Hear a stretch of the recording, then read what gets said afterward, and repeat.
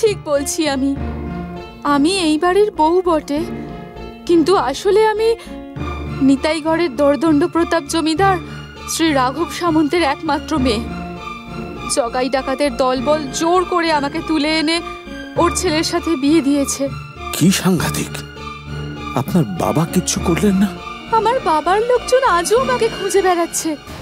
এই জগাই ডাকাত তাই খুবই ভয় আছে।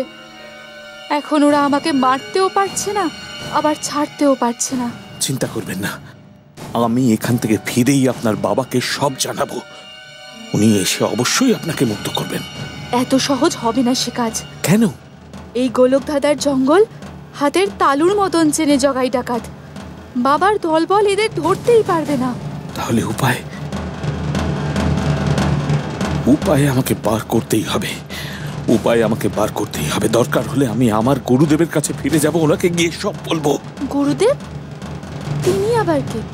পঞ্চানন সাধু বাবা, উনি আমার গুরুদেব। সে কি? পঞ্চানন সাধু বাবা? আপনি ওনাকে চেনেন? পঞ্চানন সাধু বাবাই তো এই জগাই ডাকাতের গুরুদেব। মানে? উনি হলেন দলের পান্ডা। সে কি? জঙ্গলের বাইরে বসে থাকেন, আর জঙ্গলে কে বা কারা ঢুকছে সেই খবর জগাইকে পাঠায়। অনেক নিরীহ মানুষকে ওই পঞ্চানন সাধু জঙ্গলে ঢুকিয়ে দেয়। এমনকি আমার বাবার লোকজনকেও শুনেছি ওই পঞ্চানন সাধু ভুল পথ নির্দেশ করেছিল। বুঝেছি, এবার আমার কাছে সবটা পরিষ্কার। আপনি একদম চিন্তা করবেন না। দেখুন আমি এবার কি করি।